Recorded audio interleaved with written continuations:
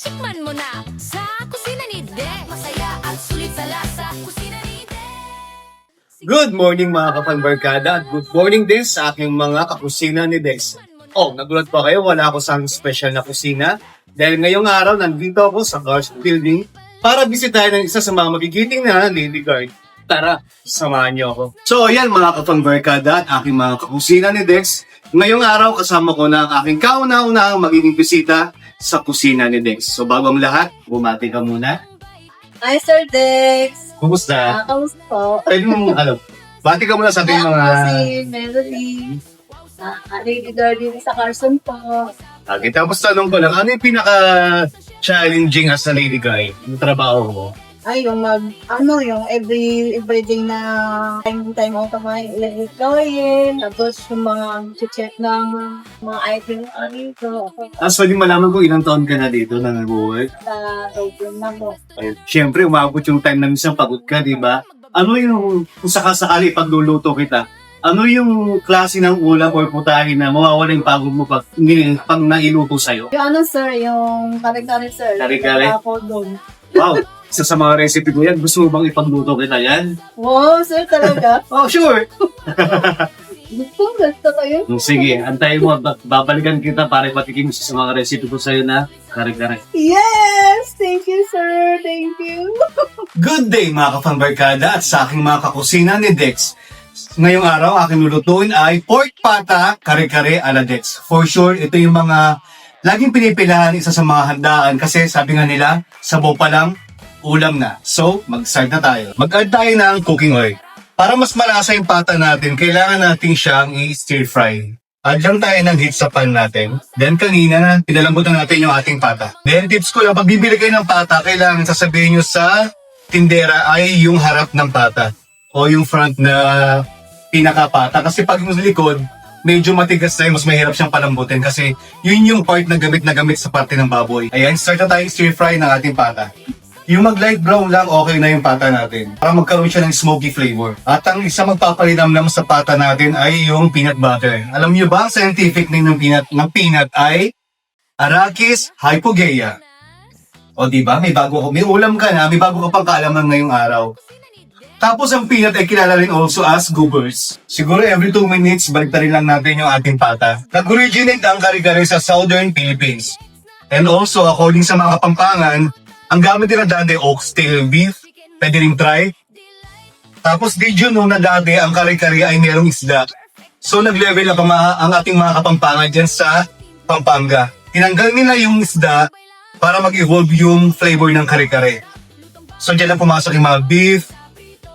Doon lang nag-start para magkaroon ng ibang flavor yung kare-kare natin. So nag-level up. Kasi naisipin yung kare-kare merong isda, di ba? Parang hindi siya bagay. So, beef yung pinalit ng ating mga Kapampangan dyan sa Pampanga. Then, pag nag-light brown na yung ating pata, iset aside lang natin ulit dahil mag-iset lang tayong mag-isa. Bilingin lang natin every 1 minute para mas okay yung pata natin. Tapos, pag pili kayo ng peanut butter, make sure na meron kayong suki dyan na the best yung peanut butter. Kasi meron peanut butter na medyo yung oily na siya, yung parang maanta yung lasa nila. Much better pag nasang-nasa natin yung mani. Mas marami yung peanut na ginamit. Kasi iba nag-a-add ng harina para mas masarap yung kare-kare natin. Ayan.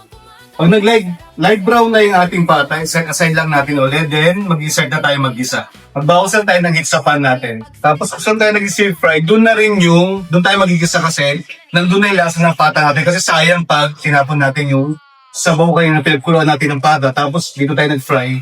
Much better dito na rin kasi yung lasa ng pata, nasa pan na rin natin. Then, mag-add na tayo ng garlic.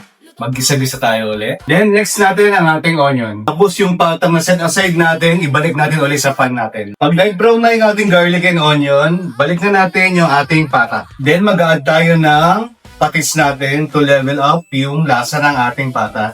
Sakto lang para manuot yung konting alat. Tapos, cover lang natin for 10 minutes. Kapanbarkada, kakusina yung Dex. Light brown na ang ating pata, so mag-add na tayo ng water. As you can see, sakto-sakto yung pagka-light brown ng pata natin. Add tayo ng kahit 1/2 cup ng water. Then, pwede natin ilagay yung papa-special sa ating kare-kare, ang ating peanut butter. Tapos, haluin lang natin mabuti. Then, pang last natin yung ating mga gulay. Pag nalusaw na yung peanut butter natin sa pata, pwede natin i-add yung gulay natin. Haluin lang natin para mag-mix yung peanut butter sa karne natin. Pag nag-melt na yung peanut butter sa pata natin, syempre, ang magpapa-special, mag-add na tayo ng magic sarap.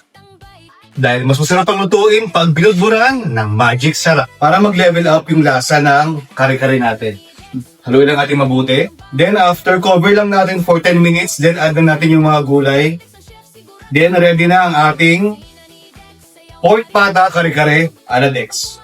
So ayan mga kakusina ni Dex, nag-melt na yung ating peanut butter. So add na natin yung ating mga gulay. Nandito kayo sa aking kusina, yung aroma niya, ulang na. Unahin natin yung talong. Then next natin yung ating sitaw. Then mag-add tayo ng konting water mamaya para mas okay kasi pag kare-kare medyo sakto lang lapot ng sabaw natin. Pag medyo sobra ng sabaw, medyo hindi na siya masarap ulamin. Mas okay yung medyo malapot. Then pang finale natin yung ating pechay. Then in 10 minutes, okay na ang ating pork pata, kare-kare, ala Dex. Cover lang natin for 10 minutes. So ayan mga ka-fan barkada, i-add na natin yung ating pang finale, ang ating pechay.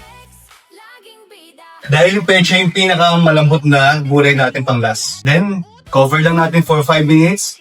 Luto na ang ating pork pata kare-kare ala Dex. So ayan mga ka-fan barkada, luto na ang aking pork pata ala Dex.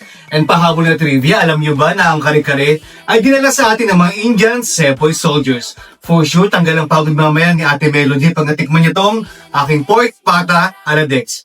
Lagi kong sinasabi, healthy na to.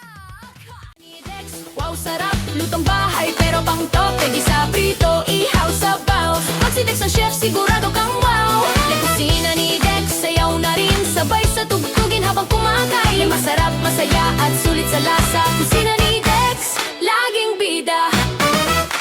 Lutong Pinoy, oh modern twist. Walang tatalo sa cooking list. So yan Ate Melody, as I promise, babalik ako para tikman ko ang aking isa sa mga specialty, ang pork pata kare-kare. Ate Melody, tikman ko. Kung sure, tanggal ang pagod mo dito ngayong hapon sa pang-duty. Talaga sir, Oo, sige, tikman mo na. Para sa yan.